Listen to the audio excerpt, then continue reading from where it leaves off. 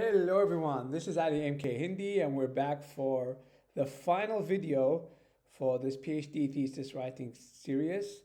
And this week we're going to be looking at the discussion chapter, which in my estimation is one of, if not the hardest chapter to write in your PhD thesis section because it requires you to think beyond just your PhD findings. And we'll get right into it. So, what are some five key questions in my estimation that I would be looking for if I was examining a PhD thesis? Number one is what are the key results? Now, I know that might sound fairly straightforward, but typically in a PhD thesis, because you've done years of work, sometimes people can fail to differentiate between what the key results are and which results are not so relevant. And that's a bit more challenging in a PhD thesis. So, as an examiner, what I want to know is what are the key findings? Typically, I usually say three key findings, but within the context of a thesis, because it's a long document, it's years of research work, I'll be willing to extend that to five key findings. Now, if someone was to say, well, Ali, I have 9, 10 key findings, then you're probably not able to differentiate between what's important and what's not.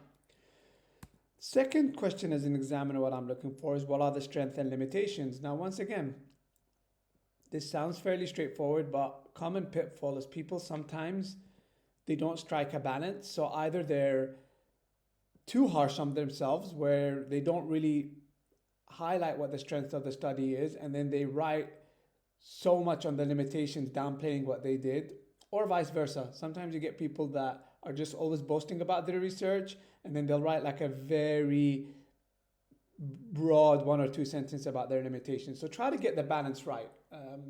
Be transparent. What do you think, in your estimation, were the strengths of your research, and at the same time, what were the limitations of your research, and how that may have hindered your findings? So remember what I said: balance is key. Now, the first two in the discussion is what I call their inward looking. You're just really focusing about your PhD research. Where it gets a bit more tricky is what I call the more outward looking questions. So the third question is, how does my research sit within the wider literature?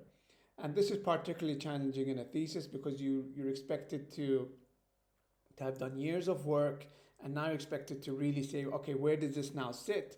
How does this complement the existing evidence base?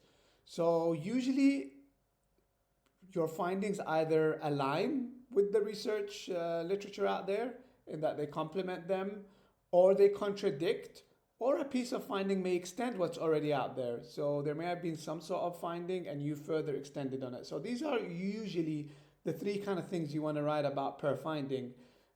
So my research findings, some of them aligned, some of them contradicted, some of them also extended. And I prefer the extended because you show that you've done something extra. You're not just, if everything is aligning with the literature, then I'm saying, so what? So once I know how the research sits with the wider literature, what are the significance of your results? So think in academic significance in terms of the research world. Was this study the first of its kind? Was it novel in terms of a methodological approach? Was it not novel in terms of the findings? Where is the novelty? So what are the significance in terms of the academic significance and then the practical implications? And obviously this will vary based on the field that you're working on, but we're thinking about real world applications. So beyond the academic world, what can we do with this research findings basically?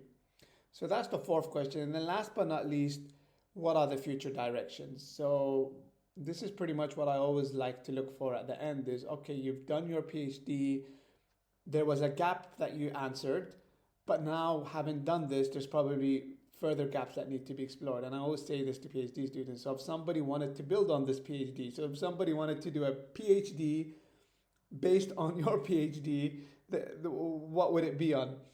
So these are my estimations of the five key questions that I think make a good discussion, well-rounded discussion. And if you're able to successfully answer them and be both inward looking and outward looking, I think you got a good discussion section. So thank you for your time. I hope you found this useful. That concludes the series.